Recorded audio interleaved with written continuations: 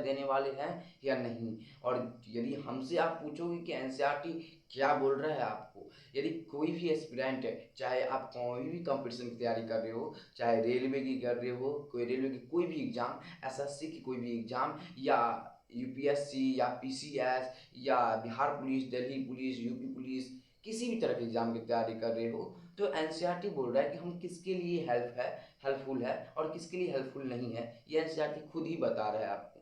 तो इसलिए इस वीडियो में मैं आपको ये बताने वाला हूँ कि एनसीईआरटी आपके लिए कामयाब है या नहीं। और एनसीईआरटी खुद बोल दिया है कि हम किसके लिए प्रयुक्त में है और हम किसके लिए नहीं है। जिसके लिए नहीं है वो भी बोल दिया है और जिसके लिए है वो भी बोल दिया है।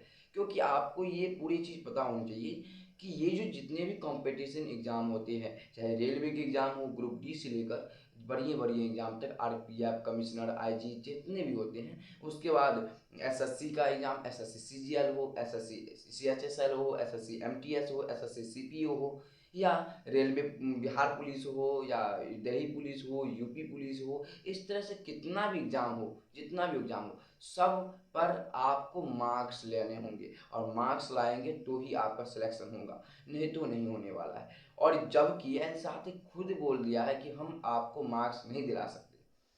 और मैं आज फिलहाल ये प्राचीन इतिहास जब एनसीईआरटी पढ़ने बैठा, मैं पढ़ता रहता हूँ, बहुत सारे बुक को पढ़ते रहता हूँ, तो वहाँ पे हमने देखा कि जब एनसीईआरटी को, मैं तो बहुत दिन से पढ़ता था एनसीईआरटी को, लेकिन इतना गौर से नहीं पढ़ता था। जब हम आज पूरे अच्छे से एक एक पेज को उल्टा कर देखे तो मुझे कुछ कुछ पेजों में मिला कि बोला लिखा गया कि इस पुस्तक का प्रयोग कैसे किया जाता है। एनसीईआरटी में लिखा गया इस पुस्तक का प्रयोग कैसे किया जाता है। तो मैं आपको दिखाने वाला हूँ, लेता हूँ मैं, हमारे पास 12th का एनसीईआरटी बुक है प्राचीन इतिहास का, मैं लेता हूँ। जैसा कि आप लोग देख सकते हैं ये 12th का प्राचीन इतिहास है।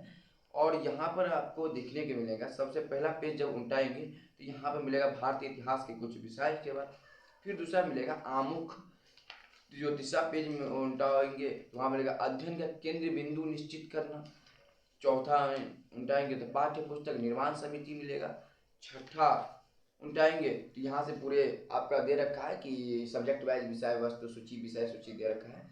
उसके बाद जो आप उल्टाएंगे तो सबसे इम्पोर्टेंट यहाँ पर आता है। देखिए सबसे इम्पोर्टेंट यहाँ पर है, यहीं से पता चलता है कि ये एनसीईआरटी किसके लिए उपयुक्त है और किसके लिए उपयुक्त नहीं है। यदि आप किसी भी एग्जाम की तैयारी कर रहे हो तो ये वीडियो आपके लिए हेल्पफुल होने वाला है। आप इस वीडियो को पूरे अच्छे से देख कर जाओ। देखो यहाँ पर आपको बता चुका है कि इस पुस्तक का प्रयोग कैसे किया जाए, है ना। इस पुस्तक प्रयोग कैसे किया जाए ये बताया हुआ है। तो सबसे पहले बोला है कि यह पुस्तक भारतीय इतिहास के कुछ विषय का भाग 1 है, भाग 2 और भाग 3 इसी क्रम में होंगे। मतलब ये जो प्राचीन इतिहास है, इस प्राचीन इतिहास का भाग 1 है। इस पूरे इतिहास का एक प्राचीन इतिहास जो है भाग 1 है। केवल अध्ययन में मदद हेतु प्रत्येक अध्याय को कई भागों और उपभागों में बांटा गया है।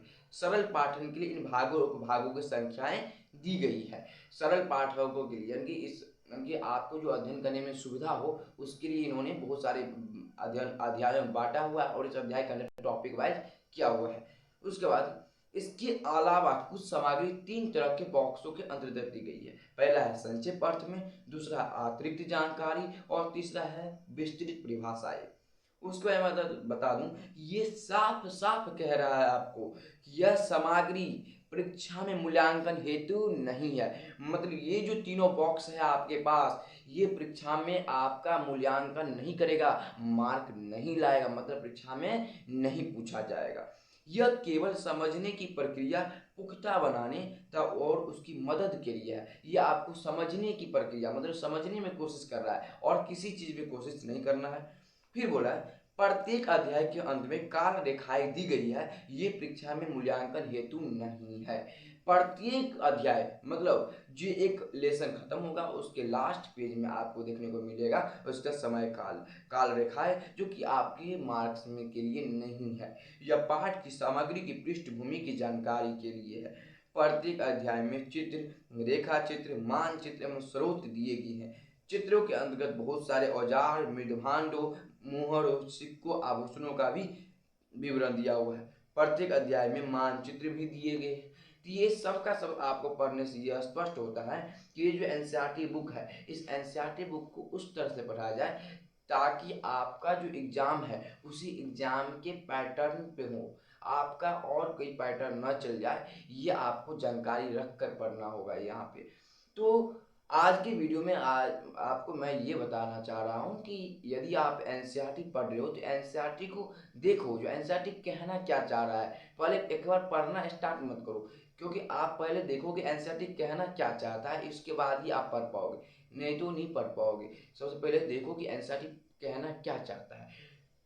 तो इसी के साथ आज का वीडियो ये समाप्त होता है। और यदि आपको ये वीडियो अच्छा लगा तो मेरे चैनल को सब्सक्राइब कर लीजिए। कमेंट में जरूर बताइए कि अगला किस टॉपिक पे वीडियो बनाऊं। जय हिंद, जय भारत। एनसीईआरटी पढ़ रहे हो, एक्शन दिलाने में। जय हिंद दोस्तों, स्वागत है आपका अपना चैनल आपसी एजुकेशन में। आशा करता हूँ कि आप लोग बहुत ही अच्छे होंगे और स्वस्थ होंगे। लेकिन उससे पहले मैं आपको एक चीज़ बता देना चाहता हूँ कि आप लोग जो एनसीईआरटी पढ़ रहे हो, ये आपके लिए कामयाब है या नहीं। क्या ये आपको सिलाने